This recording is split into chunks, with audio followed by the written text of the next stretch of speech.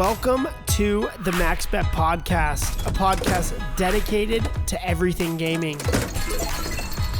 I'm Landon Jones, here with Mike McKiskey. Let's get started.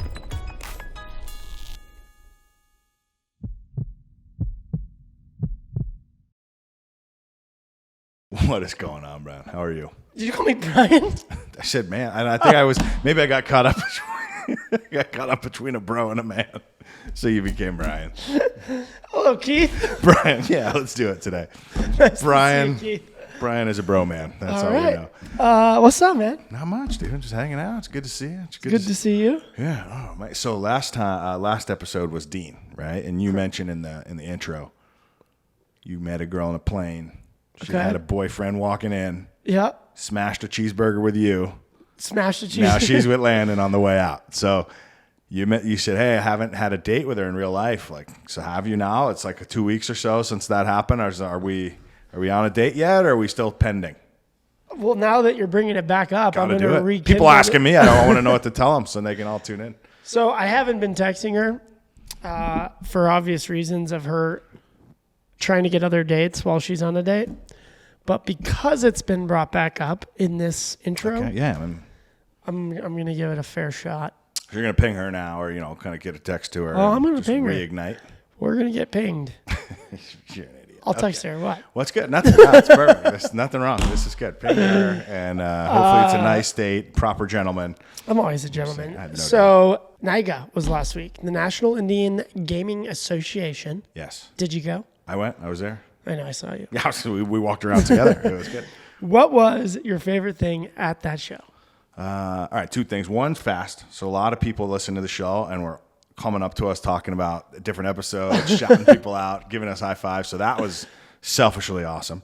But watching like actual conference, I think some of the sessions were pretty cool. So like Kieran talked about artificial intelligence, and some guys were talking about Buddy Frank led the panel on like COVID lessons, and so different stuff. But really like Brian Christopher and Lady Luck's panel on social influence, right? So the influence of influencers. So I sat in that Brian Christopher conversation or chat, fireside. We had Justin Shank. Julia Carmacho, I think is how you say it. Sorry if I messed that up, but that's... Yeah, and Lady Luck. Lady Luck, yeah. Lady Luck. Oh, boy. And it was fascinating. Oh, I can't say fascinating. I've been told I say fascinating too many times. It was interesting that it was only 1/3 full. Right. And it's frustrating. It's not frustrating. It's just crazy to see that this is the future of marketing, this social influencer type of marketing, whether it's with Brian Christopher or Lady Luck or whoever it may be. That room was full of operators. Yeah. People should be paying attention to where the social media and influencer world is going, because that's, in my opinion, the future of marketing for online, for slot play and different for things, online, for brick and mortar, for creating a culture, a lifestyle brand within the gaming business. Seems right. We got influencers for everything, so why not gaming? Right, it's kind of the deal. So that's kind of long and drawn out, but just fascinating. If you important. guys are listening and you haven't really paid attention to that section of the business, you should definitely do your research, because it has big impacts. Yeah. And speaking of paying attention to online gaming, you know who pays a lot of attention to online gaming? Hit me. Our friends over at EKG. So the crew over at Eilers Kraychek Gaming just released their online game performance dashboard, right? So we're so used to seeing it land-based. We go, hey, what's the land-based favorites? Well, now they have that same database for the online gaming world. Do you remember when we used to do that music when we did their ad read? I do. Yeah, that was. We should re-add that. We were amateur, ding, ding, ding. amateur radio guys. Still amateur, but having fun. But having a good time. And then the other news that's exciting about EKG? Yep. They're hiring. Dun, dun, dun. So people are growing in the post-pandemic world, and everyone wants data. So if you're an analytical type, you thought you want to work with some cool people, check out the website, ekgamingllc.com, and check out the new databases and the job postings. Give me a crazy story. Just, I'm a little tapped out on those, man. What do you got recently? You can't turn a story back to me. You can't just say. I mean, what am I? You want a real story? I'm assuming. You want a crazy story? Yeah. I want a Landon Jones single man crazy story. I can't do it. Yeah, see, it's hard when you just put on the spot like that. I know. You just whip your hand. I was trying to put you on the spot. I know, you're bud. playing catch with me. But the ball sucks. When I was 21, I went to school in Australia. Went on a sailboating trip with my friends in the Great Barrier Reef. Okay. We were all hammered, taking beer bongs out of snorkels. Okay. Boat hit a wave, threw me 15 feet in the air, came down, smashed my face, broke my jaw, upper jaw, was life flighted off the Great Barrier Reef in Australia. That's a lot going on. That's a crazy story. So you got tossed in the air, 15 feet, smash your face, and they had to flight for life. These are implants. I was life flighted. Really? Snapped my vertebrae. Should have broke my neck. Jeez, well, I'm glad you didn't. I'm here. It'd have been a bad day, right? You almost either die or can't walk or whatever the consequence. So there's a crazy story. Yes, it is, man. Yes, it is. Who's our interview today? I was going to say, I think's got some crazy stories. Oh, man. He's got a lifetime of crazy stories. Well, he just earned the Lifetime Achievement Award Yeah. and induction into the EK Gaming LLC Hall of Fame. He did. So that was cool. One of the first two entries, along with previous podcast guest, Scotty Olive. So we're talking a Hall of Famer. I can't wait to get his stories. Man, he's been in the biz a while. Invented half the stuff we're using. Well, helped invent or advised upon. But Mr. Charlie Lombardo joining us here today. And that guy, he's forgot more about gaming than we even know. What's his current title? Did we already say that? I think he's, I don't know if he has a current title. He's like semi-retired. He consults with the Seminole tribe. Yeah, he's got the best life. We all wish. How do we get that job? You work really hard for a long time, and then you get to ride off on the iceberg. Yeah. But got to learn about the iceberg first. Yeah, me too. But what do you think? Bring him in? Let's go, Charlie. Boom.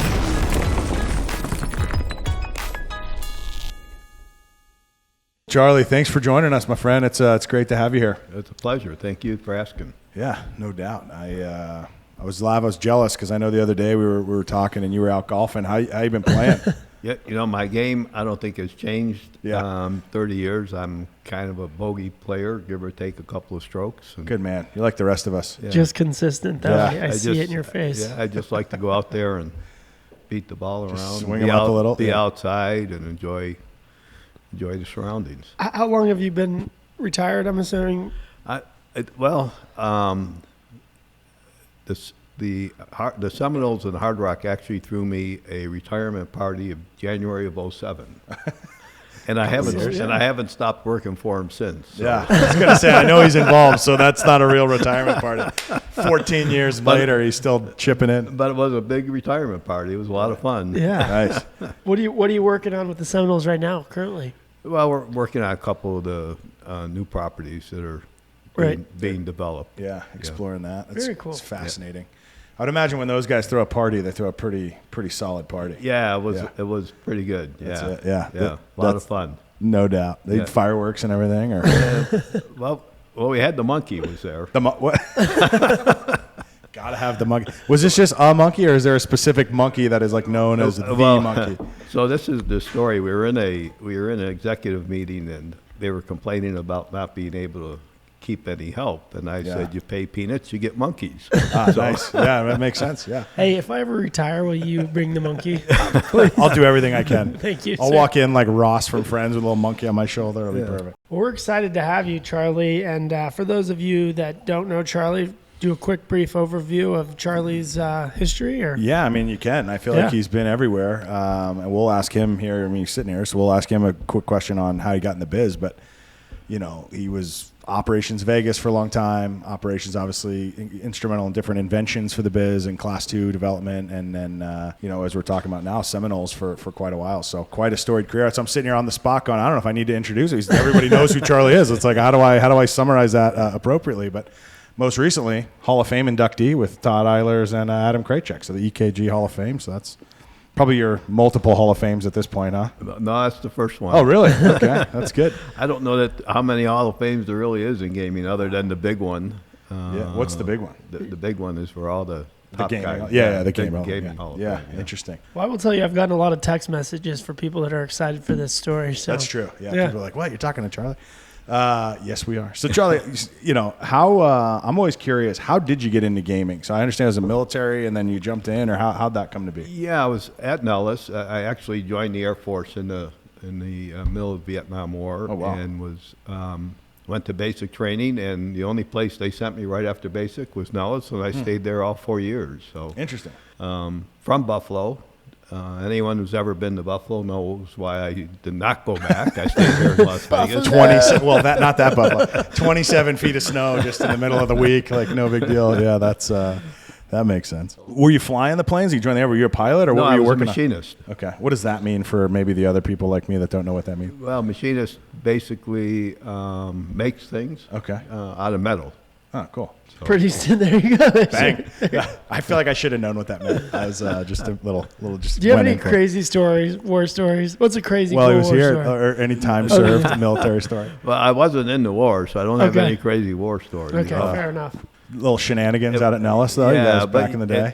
I have to say it was probably the easiest job I ever had, to be honest with you. Really? It was a 7:30 to 3:30 everyday job, and no weekends or holidays, I mean, it was just a regular, easy job. Yeah, I'm laughing. So I've only been to Nellis the one time. Obviously, we know where it is out here, and I was working food delivery in college, and I didn't have my invoice ready. So my first time dropping food at the base, and so I pull up to the gate, and the guy goes, "Hey, you have your invoice?" I go, well, "I got it in here somewhere." He goes, "Look over my shoulder. See that gun? It's pointed straight at you." There's like some guy on this gun the size of this table.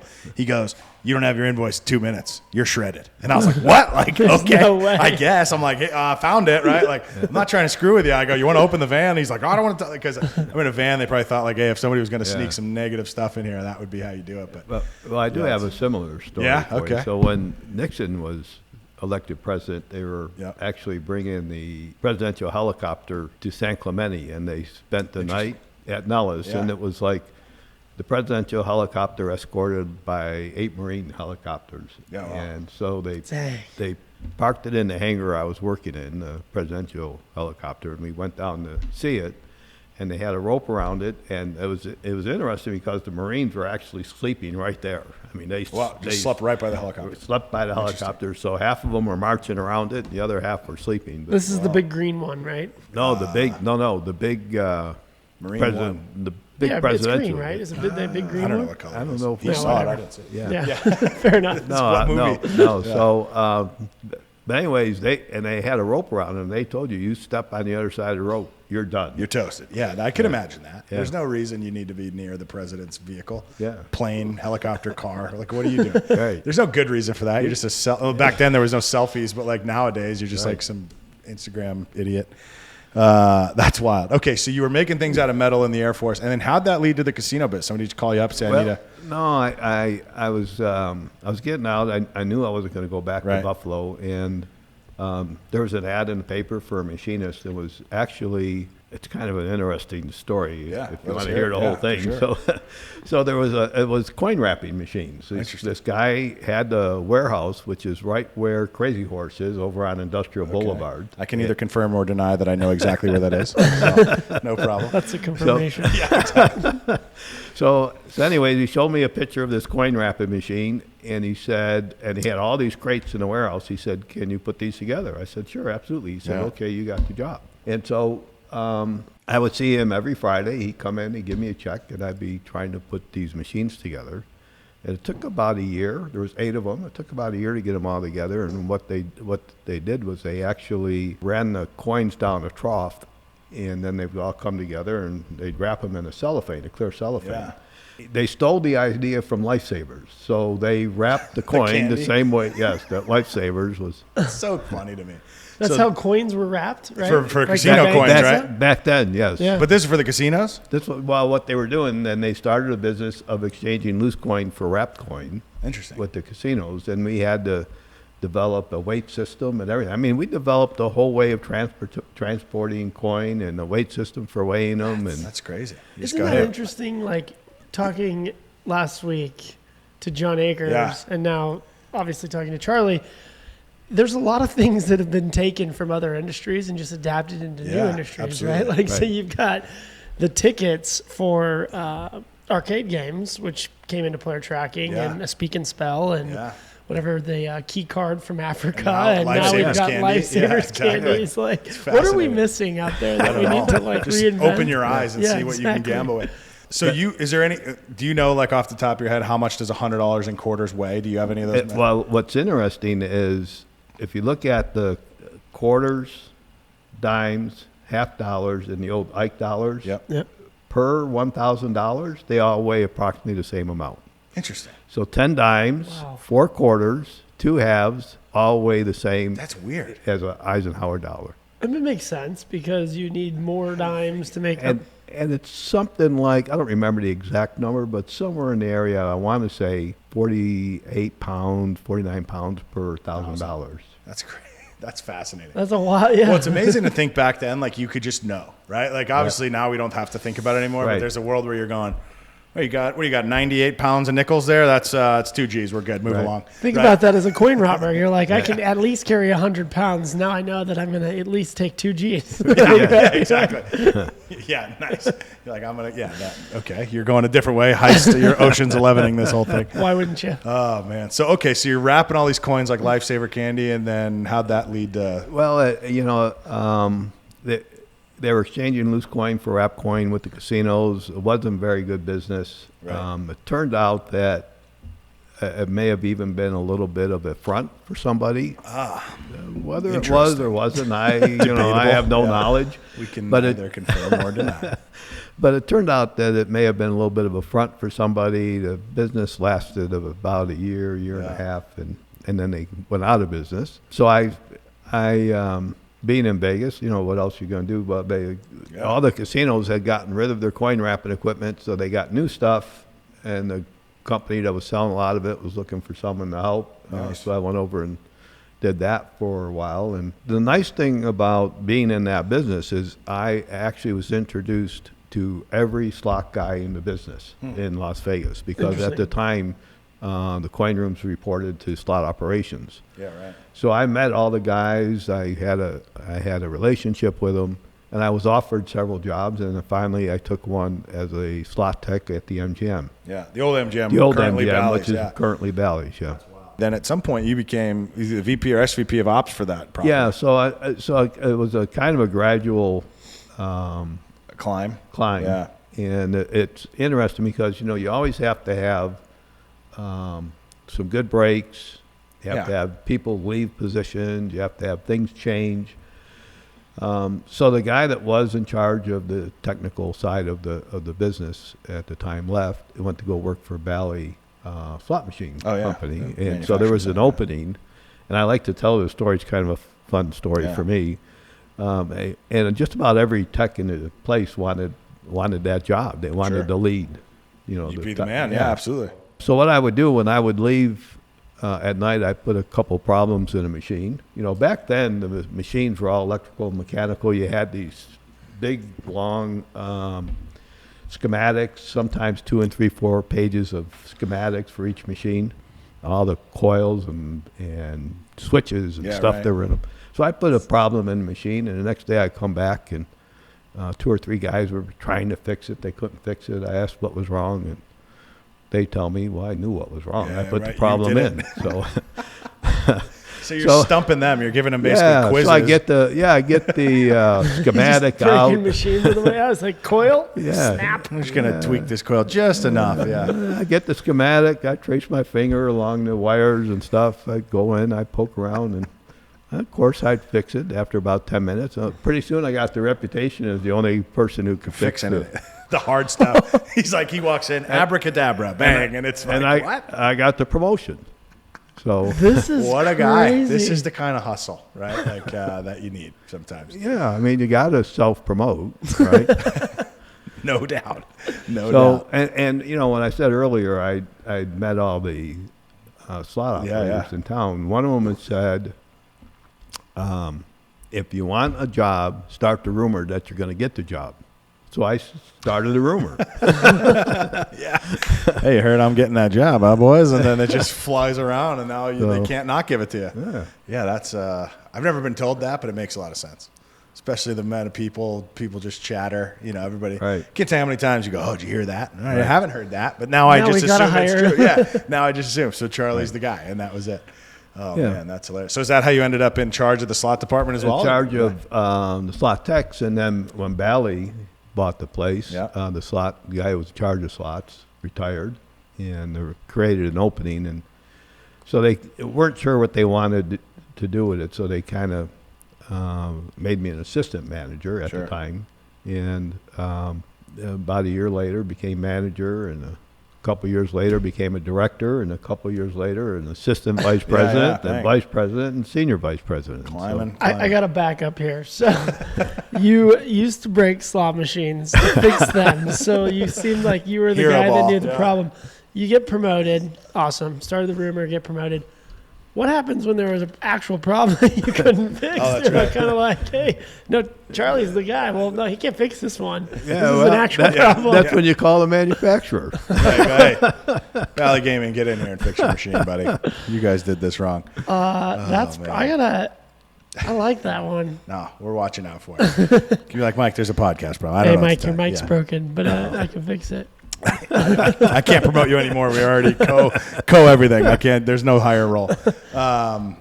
So okay. So then once you're at the helm here, this is I think around the time where, for lack of a better phrase, you helped invent the WAP, the wide area progressive. I mean, I know it was you working in consult with others, so it's not like you just drew it up. But how did that go?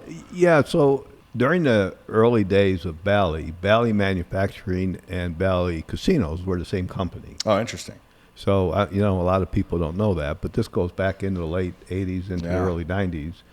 And so we were stuck with some, at the time, Bally was like the worst machine. So we were stuck with some pretty bad stuff. Yeah. I mean, they walked in one day and they just said, "You're buying 600 machines." So, like it or not. Yes, boss. You're I getting guess them. we're doing that. Yeah, exactly. Jeez. So, because one hand had to feed the Yeah, other. that's one way right? to hit the number.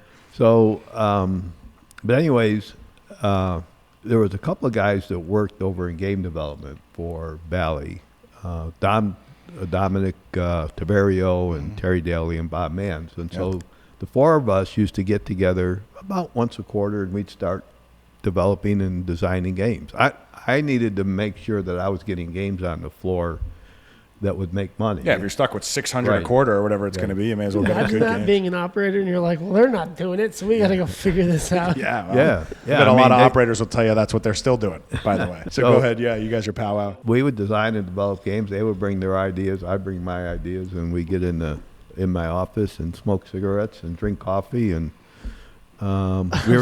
we were designing games. But they were much simpler then. I mean, I used to be able to do the math on a spreadsheet. There's no Yeah. way I could do the math on a spreadsheet in Right. today's world. So, I had ideas, and I'd get them on the paper, and they would develop them, and so. That's cool. So we would develop and design a lot of games. They had ideas, and out of their ideas and my ideas would come most of the games that Bally was selling at that point in time. That's fascinating. Operators learning the math. That's interesting because now the math guys, a lot of them aren't game. They don't even know No. the casino business. The math is so complicated now. Yeah. I don't say all. There are No, good it's good. developers That- out there that know the That math. was one of the first things I learned when I got Yeah. in the technical side was the math.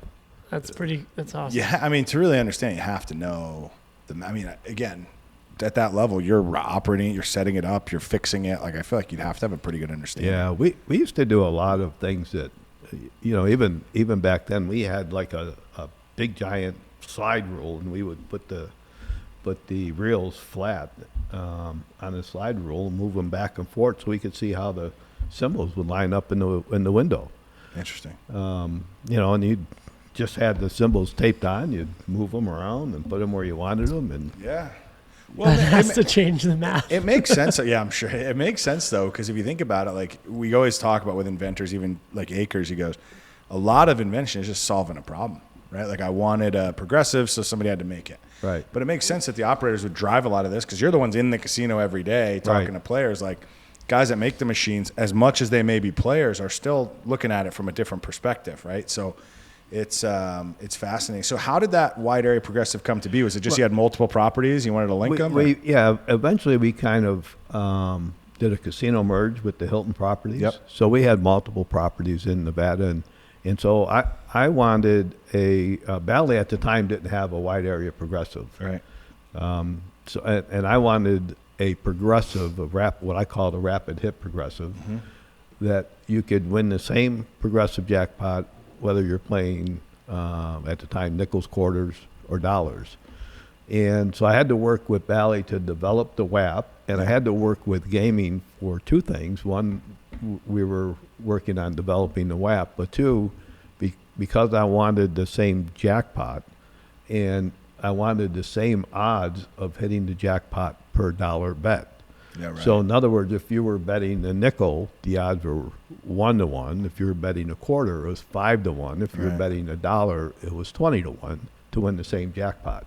Yeah, right. And nobody had done that before, so gaming made us jump through a lot of hoops in order to get Yeah. there. Interesting. And now it's everything. Yeah. Because I now was if you gonna think say. about, right, like you talk about Buffalo or any of the games really, and you say, well, Buffalo's a bad example because it's not always progressive, but when you look at progressive games like Right. Dragon Link, you're going, I could bet 1 cent, I could bet $1, same machine, multi-denom, and have a chance to win. Obviously, my odds are different, I feel Right. like, if you're betting max or min or whatever, but started there. Yeah. My mind goes to even like the technologies today are still here. I mean, technologies yesterday are still here today, Right. but it's funny how we take those technologies and port them into different places within the casino business, right? Like Yeah. you think about tables now, and now we have linked progressives and must hit by progressives Right. within the table Right. game space. But you're like, Right. we've had this technology really for 40 years, and it's just being implemented into the table side today. Where does that go? Does that, like multi-level progressives for sports betting or esports Maybe. or? I don't know. Sure, absolutely. It's There's no crazy, reason though. why not. Well, it's going to happen, right? Yeah. But who's the guy that's going I mean, to figure out that equation or They that do that. problem? They do that with horse racing pretty much with the pari-mutuels, right? Right. Yeah, I mean, that's, historical, exactly what right? it is. Yeah. Well, I think it really just comes down to two sides, right? Can the math work? Right. So is there somebody, I point at Charlie because he did the early days math, but then you go nowadays, is somebody who can figure that out? And then can you market it to get somebody to actually buy into it, right? Like it makes a lot of sense if I'm a nickel player going, all right, I have a chance to win that jackpot. That's really cranking because the dollar players are funding it too. Okay, I'm in. I buy that as a player. But if you're going, all right, well, I'm going to combine sports betting with table games progressives, you're going, does that make sense to me as a blackjack guy or as a guy that's betting Right. on the hockey team? Yeah. I don't know, maybe, but like it's really those two things. If you can make the math work and get somebody to bet on it, you're probably cooking, right? Yeah, and at the time, I think Bally's version of the game was Blondie from the comic strip. I love hearing some of these old games. How about that? I'm pretty Yeah, sure it exactly. was Blondie was the first The old one. Jughead bonus Yeah, there. yeah. Got to do it. Oh man, that's funny. So yeah, I mean, it keeps. So WAP came to link multiple properties together, and then it feels like throughout your career you've helped drive a lot of different change. I mean, one we were talking about earlier is you got rid of the old one-line bet option. So like it sounds like. I mean, I always laughed about that when we were sitting. When I was Bally going. Man, we got hot shots. You could bet one line, one credit. I'm going, man, that's just a long day. You're sitting there $20 and betting Right, a penny right. at a time, right? So Yeah.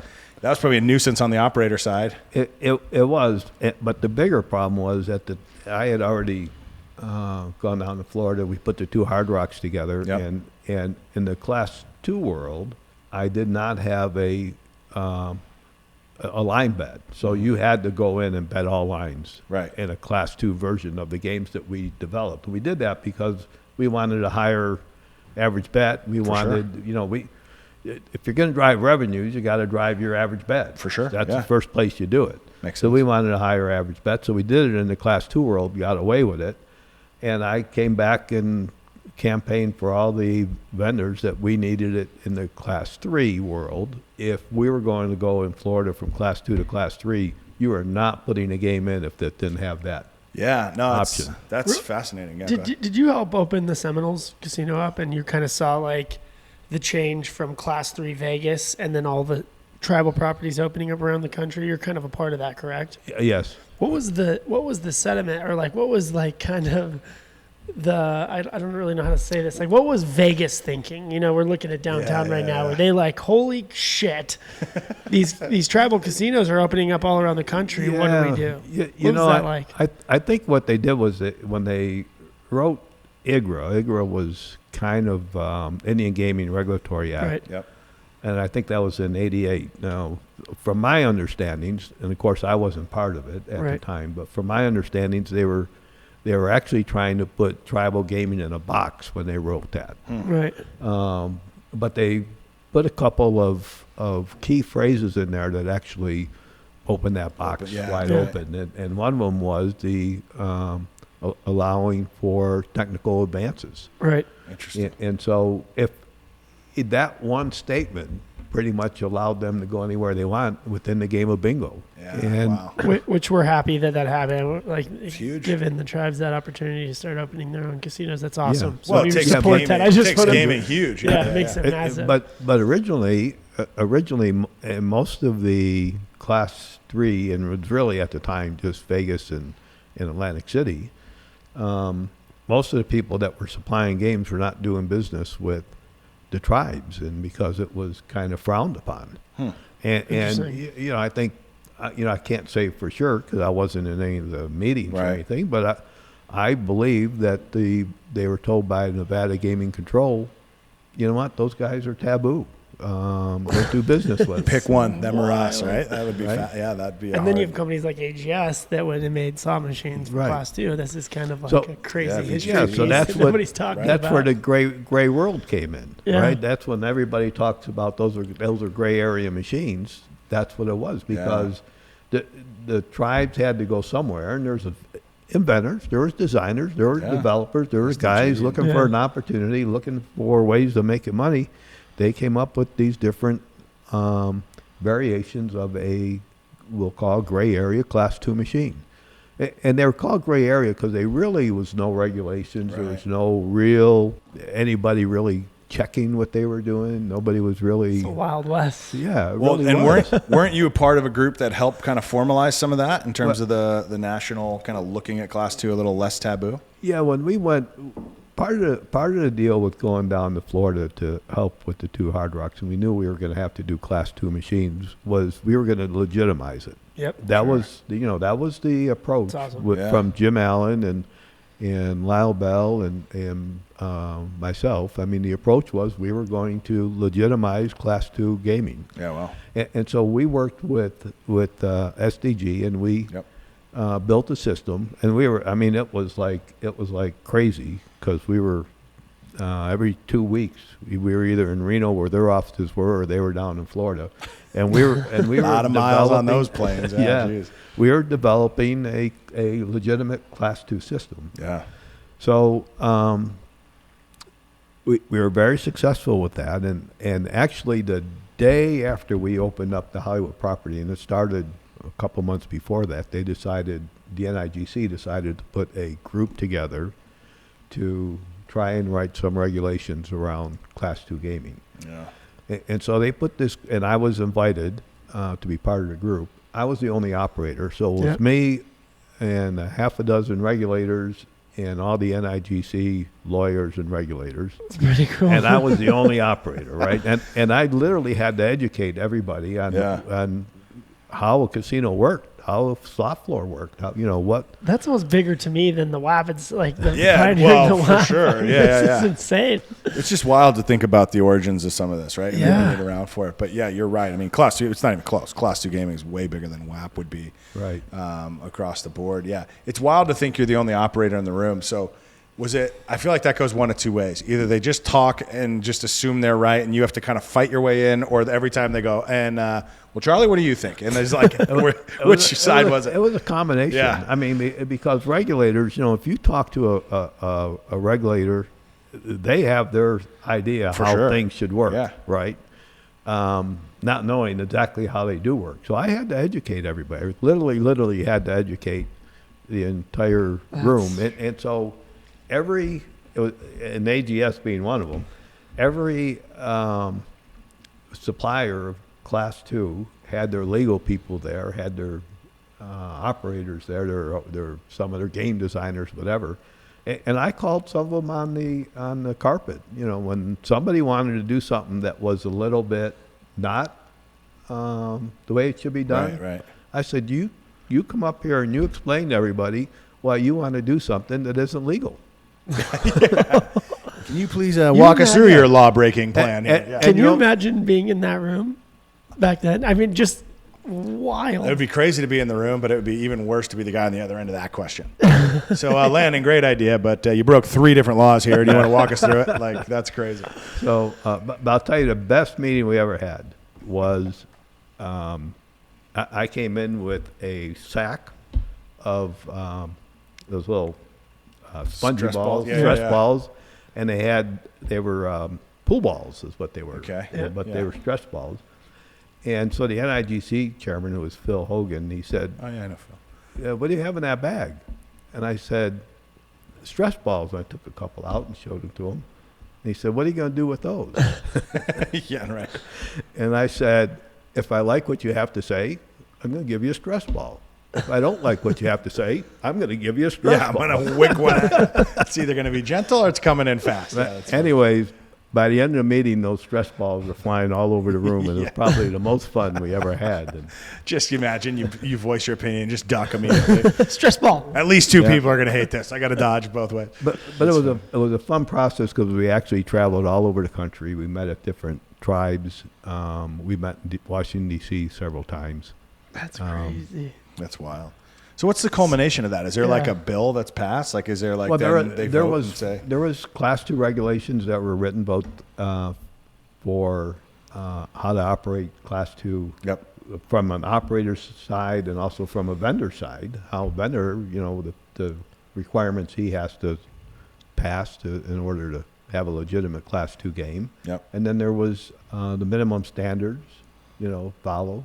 So it was quite the process. I mean, it's everything that's out there today is pretty much legitimized Class 2, and that was the start of the government quit chasing. Yeah, because everything was pretty well put together at that point. Wild. And for those of you listening, Class 2 is a combination of a slot machine determined by a bingo outcome. Well, and then Yeah, WAP is the acronym Wide for Area Progressive. Wide Area Progressive. There's other acronyms, but we're going to stick with Wide Area Progressive. Quick glossary. Here's the interesting thing about bingo, and I don't think a lot of people realize that you have so much more flexibility to design games. And if Class 3 operators were smart, they would quit the stuff that they're doing. You've got much, much, much more flexibility with. How so? I don't disagree. I'm just curious. Like, how does that? To begin with, bingo math, if you just take a 5x5 card,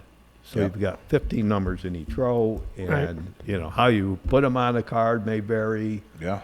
What numbers out of the 15 are on that card may vary. But if you were really to look at the math, you would start with 75 balls, and you're pulling one, and then 74, and you're pulling one. Right. So it's 75 times 74 times 73 times 72 times 71. By the time you get all that done, the number of mathematical possibilities is astronomical. Right. And so you got a lot more flexibility in what you can do. And really what you're doing is, once the bingo game is over, because the outcome is determined, what you win is determined by the bingo game and not by any slot machines. What is shown on the slot machine is just the entertainment display of the results of the bingo game. So you can make that entertainment display do anything you want it to. I mean, you could have a clown stand on his head and shake him and have coins fall out of his pockets. I mean, you can do whatever you want as an entertainment display. Yeah. That makes sense. Yeah, okay, I see what you mean. So you have a lot more, because it's not specifically tied to that. What you're seeing, like you could do whatever you Class want. 2, where they have the picture of the actual symbol. If you hit those symbols, then you win that outcome. Interesting. I don't know if I know that one, but all good. Yeah. All good. No, it's cool. Probably fake. I made it up. Once an episode, Landon makes up something. That's fascinating. And so it sounds like a lot of the roots of what you did is how we're still policing and legitimizing Class 2 today. Yeah, I think it is. It's exactly what they're doing today. That's wild. Is that the same with HHR stuff? Is it pretty scalable, like bingos or Class 2 as well? Do you know anything about HHR, historical horse racing? Yeah, it's pretty much. It's almost identical. Because you're really showing an entertainment display on the results of a horse race game. Previous, historical horse race game. So you already know the results of the horse race game, and so you randomly pick a horse race, Yep. and you know what the results are, and then you showing an entertainment display as a slot Either a win or a lose. variant. That's a biz. I mean, I think so you're starting to see Class 2, I feel like, and maybe it's just my limited bias of where I'm at, becoming more prevalent, right? To Charlie's point, you find creative ways to kind of technologically advance Class 2. Right. So you're seeing more of that. HHR is booming. I mean, if you just Right. look at with Churchill and Exact, obviously, we had Aaron Gomes on to talk about kind of his company operationally. It's doing well. So yeah, I wouldn't be surprised to see more and more innovation in these non-Class 3, let's call it, areas, right? So that's I'm sure it'll be kind of interesting. And I will tell you, we started this conversation with the bet options, but I would tell you, if I was, and all you game designers and developers I was out going to there ask you. listening, Yeah, perfect, please. Yes. Here's where I would go today. I would have one, maximum 2 bet options. So why do we, first of all, as operator, I need to raise the bet to make more money. Correct. Right? Multi-denom. So, and from a game development and math side, I have so much more flexibility if I have one bet option. I could say, look, make it a $255 Right. bet option. Right. But if I just have the one, and I don't have to get to $250 by going 50, $1, Right, $1.50. right. That's just a multiplier. So if I just take the 250 and throw it all in, I've got a whole hell of a lot more ways I could cut that pie. That's fascinating. I wonder if you could do like a multi-denom where you could have a $1 bet, go and select a $2 bet, but you continually up your bet. Absolutely, you could do a lot of different things. Interesting. But the I keep saying this, with few exceptions, most of those game developers are still all in that same box. They got to get out of that box.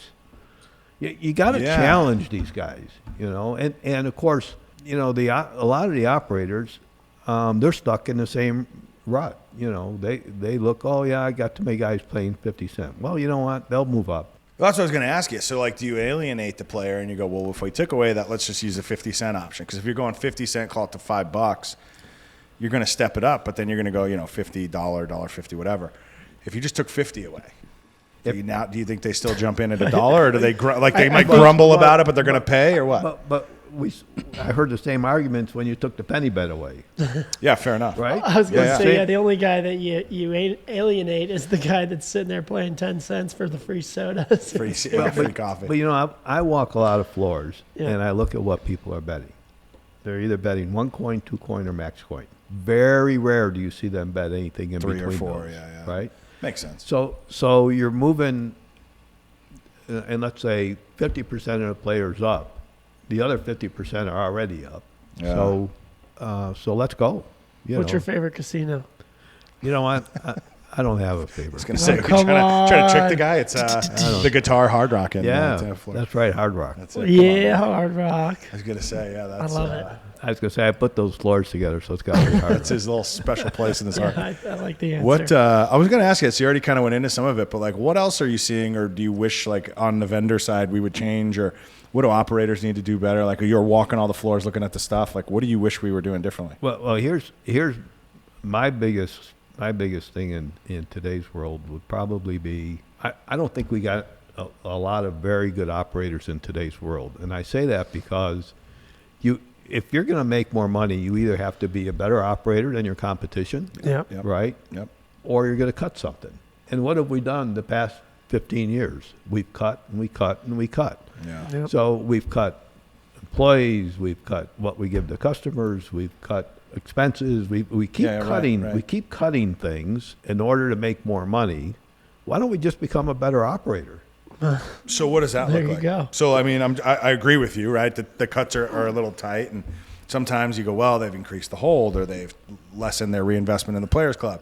So I get it, right? These things Right. exist. But let's say some operator sitting out there going, okay, I agree. No more tightening the machine, no more skimming from the players. What would I do? How do I become a better You operator? put more employees out there. You Guest service and customer service. loosen up your floor. Interesting. Yeah. So here's what I would tell all you vendors out there. If Yeah, you're listening, they here's are. what I would tell you. All you people who supply games, Yeah. you design a game at a certain hold percentage for a reason. Yeah. Don't bastardize your game by changing the hold percentage. There you go. If they don't want it, they don't They want a tighter game. They don't get it. Sorry. You know what? Yeah. Look, as a Go buy player, I love it. Right? Go buy an inferior product. But that's that's how it should be. You got to be an operator. You got to figure out how to make more money by being better than their competition. Right. And it may be partly marketing. Actually, it is partly marketing. Yeah, I think the guest experience you talked about. So marketing seems big, right? So you got to get them in somehow. And then to your point about potentially extra employees or some element of guest service, it goes a long way. I mean, I've not operated a casino, but I can say as a customer of different places, right. You feel it when it's good. Yeah. Right. And you can also feel it when it's true. extremely bad, right? Yeah. Like when it's really bad, like you have a jackpot, you're waiting 25 minutes, you're like, okay, guys, like, come on. But when it's good, you go, man, that was good. Because it's not usually. So the good sticks out, right? Yeah. As like this, oh man, this was great. Yeah, and usually the individual guys are the better guys, right? When you got a corporation with 10, 15, 20 casinos and everything's being driven by an analyst that isn't within 50 miles of any of them, Right. making decisions. That's right. Yeah. Right? I mean, it's like how could anybody operate under those circumstances? You got an analyst over here and a financial group over here telling you what to do, and internal audit over here. Yeah, I was gonna say it's tough share price. I mean, there's a lot of factors that weigh on those guys. Yeah, for sure. You work with the Seminoles, right? Yeah. So how do you stay away from what you're talking about right now? Well, and giving them I was advice? going to say one of the good things about Jim Allen is he does let the guys operate. Well, That's there you good, go. Yeah. Let them play, coach. Let them play. Yeah. I've worked for guys, and I'll tell you, Arthur Goldberg, when he was our CEO, and I did some work for the guys in Ameristar, Nielsen, when he was still alive, and they're guys who said, you know what, I want the best equipment in here is going to make the most money. Seems like on a good the floor. policy. I don't. This is awesome. Don't run that machine for 10, 15 years. If it's a piece of trash, get it out of here. Right, I don't care yeah. if you bought it last year. Get it out. Yeah. Get something in there that's better. So how do you do that? So as a vendor myself, right, there are operators out there that are kind of stuck in their old ways. They don't want to move forward. They don't want change because there's a lot of changes happening Right. in our industry, whether it's technology, whether it's how you promote things, whether it's social media or sports betting or iGaming. There's people that want to stick in the way they used to operate. This is how it's done. This is obviously some of the things you're talking about are more like managerial or more operational in terms of like being knowledgeable. Right. How do we, as whatever media people right now, and even vendors, how do we go about having those conversations with the operators to try to get them to think differently? It's From not, your advice. It's not so much the operator. I think a lot of the guys that are operating the casinos are more than willing.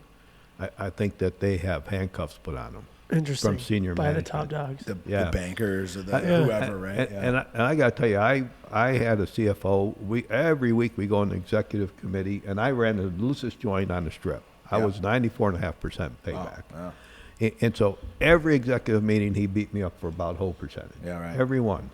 And so finally one day I said, look, my job is to make the money. Your job is to count the money. So when I'm making less Sit down, money Poindexter. year after year, then you can start saying something. right. Until then, just shut the F up. Yeah, nice.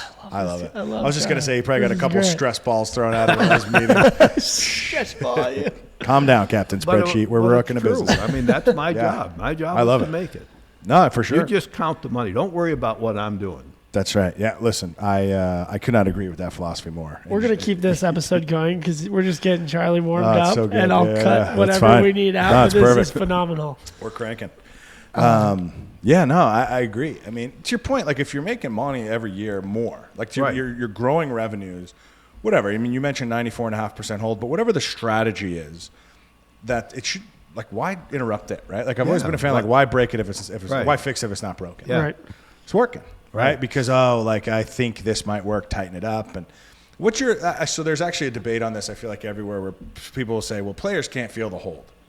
Do you? I'm assuming you disagree with that. And I it's, 1,000% Yeah. disagree with Interesting. that. Players over any short period of time, we all know that the player cannot feel it. I can tell a huge difference just from playing in Vegas versus SoCal, versus like sure. a huge difference, and it's only 2 to 4%. especially on the strip Vegas. Right. I'll say is a lot 100%. different. I will tell you, if I was on the strip today, and you guys might laugh at me, might be a few guys out there who okay. will laugh Yeah. at me, but I would go to Aristocrat and I'd have them build me a bunch of 98% payback Buffalo games. And I'd throw them on that floor, and I'll guarantee you within 6 months I'd have all the business on the strip. Yeah, well. Oh, I mean, that's wild. They a bold- they just And you make scan out it VGT. off of volume. No, I hear you. Yeah, I mean, I guess once word gets out, right? Like the one thing I'll say on the strip side of it is I'm generally assuming they're not doing as much repeat business, right? So like I would assume like when you're going, hey, Mike's coming for his bachelor party or somebody's Right. It's like the one trip, and I got my face ripped off on a slot machine. Who cares? But your strategy seems to me, I mean, maybe that would work, but it would really have to be something where like, hey, I hit a jackpot at Caesar's Palace, and so did I, and now all of a sudden, bang. That's a misnomer. Is it? Yeah. Yeah. So I say that because you build a following. Right. It's the first thing you do Yep. is you build a following. Yeah, right? interesting. And so when I was at Bally's, I had a 300 a night during the week room block, and on weekends 450, 500. Right. Because I built a following. Let's just bring them in. You're like, Just hey, bring we're 'em coming in. in. I got your room covered. Well, Yeah, dude, makes sense. think about this. Like, we drive from Vegas to San Diego or All the time. LA Yeah. all the time, right? And you see that line going back, right? Right. Yeah. So I'm Joe Blow from San Diego Yeah. or whatever, LA, and I go play at, Pick your strip Aria, property, doesn't and matter. I get Yeah, my yeah. head kicked in. I'm not coming back that next month because I don't have money to come stay. Or if you come and I back, had a you bad might go experience. somewhere else. Or Yeah, you yeah, might right. not want to go to Aria because right. I hate calling names out, You got but to mix up your names so Yeah. no one feels picked on. Yeah. okay. But you do. Golden Gate. You build a following, and they go to other people Right. and say, hey, look, if you own I in won, Vegas, I won a bunch that's of the money. place They to go. gave me a room. Yeah. All right.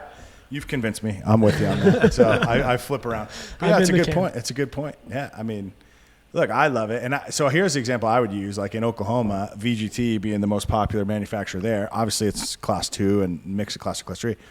But they're infamous for 97% Absolutely. payback. Yeah. And Right. those games hammer. Yeah. And obviously, they're not running out of money on the operations side there. So clearly, there's a model to success on that. And, Yeah. and I don't know all the details of it, but you look at it, you go, well, Hold's not killing them. So maybe there's a world where other operators go, I don't know, maybe we can lose. Those are my favorite games. For a reason, right? You Yeah. win, Right. you have a good experience. Whether even if you lose at the end of the day, 3% net, but like you're still going to have a good ride. Yeah. So How come those haven't worked in California? Sorry. Oh. Well, that'll be a different conversation. Don't know, and Yeah. sorry. So I had at Bally's, I had 35, 98% payback dollar games, three coin bet. Yeah. And I had them all in the same area, and it was interesting. You could never find a seat. I'm sure, Everyone yeah. was occupied, and you could go to every player. Every day you can do this. Go to every player that's playing and ask them how are they doing, and you'd always get the same answer. I'm losing my ass, but everybody around me is winning like crazy.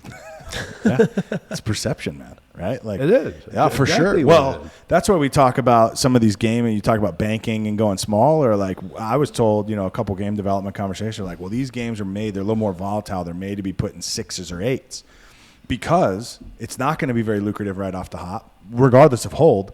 But you're going to watch Landon win, and you're going to go, what, I'm in the fight for a little longer. Right. I can keep it going. Oh, Charlie just won. Shit. Okay, here's another Yeah. because my win is coming.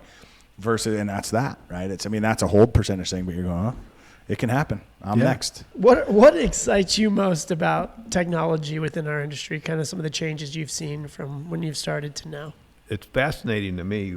I can remember when we first started seeing some of the Aristocrat games Yep. at the gaming Yeah. shows, Yeah. and we all kind of laughed, ha ha That ha. little ha. Australian company, right? Yeah. And ha ha, Right, these right. guys. Who's laughing now? Yeah. Yeah, exactly. They're sitting on the top They of the are, hill just with a big giant pile of coins. Yeah. with their but- coin rollers. But just everything that's kind of evolved around the multi-lines and the 5 reels and Yeah. The you know, ways and all that. It's a Yeah. whole different program, yeah. Right. Yeah. Congratulations, Aristocrat. You did it again.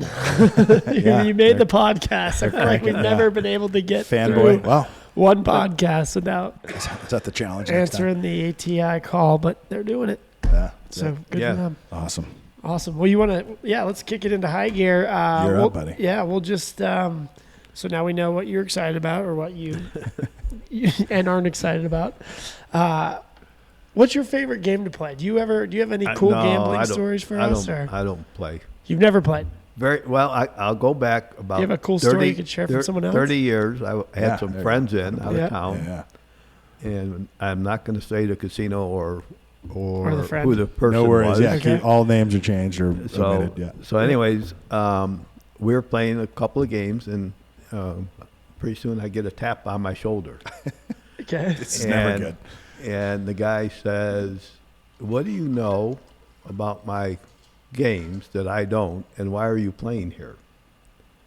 So that was kind of a clue for me. At the time, I knew everybody in town. So Oh, yeah. It was like I just didn't play after that.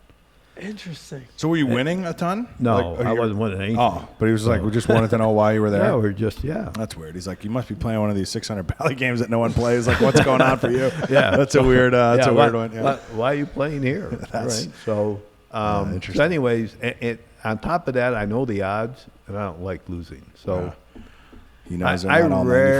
I rarely wish ever I could play. have that Yeah. same Rarely. mindset. Rarely ever play. You ever bet on your golf game when you're out there? I do. Land, that's the only way he wins. He's a bet like he'll be missing all the shots, and then I'll go, hey, $5, I beat you in the next Right. shot. All of a sudden, he's Tiger Woods. It's like, where'd that come from? I like But, yeah. competition. Bets No doubt. against himself.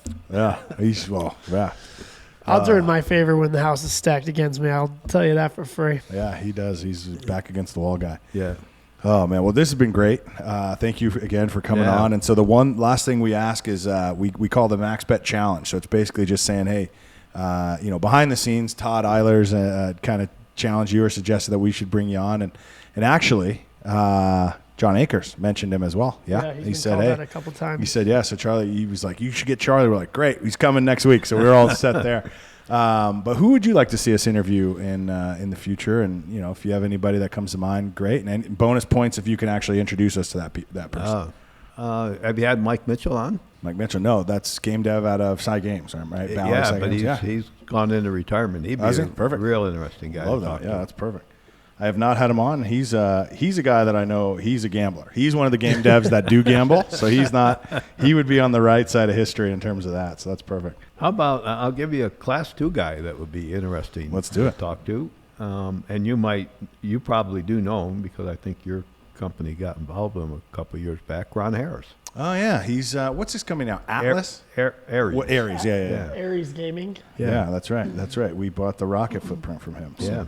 Perfect. Those are good call outs. We'll see Yeah, how he'd be a real interesting. He's an Arkansas boy, I think. So Yeah, he's he gonna have is. That. He We're, is an we're Arkansas. accent friendly. We'll be putting that to the test again. Yeah, that's perfect. I got to tell you, we just Hit us. kind of scratched a lot of surfaces. We really didn't get in. We'll come back for round 2. I think that Oh, works. man, Yeah, yeah, we we'll can. see how We're it- here, so We'll see how this one rolls out. it'll be fun. This is going to be a good one. We're going to get a lot of emails on this one. Good and bad. I think Good that's the and good bad. news. It's but hey, you know what? If they're not commenting, then you're not saying it. Well, worth listening to. I So. got to tell you, I've never been shy or bashful, and I've always said what's on my mind. Amen. We And, love you. I do love that about the old school. Any school that does that is good. So Yeah. in this case, all's good. Yeah, it works out. You know, anybody that wants to fire me or throw me out of their casino today, it's fine with me. Yeah, he's gonna show up on the front door like, wait, what? Have you seen this man?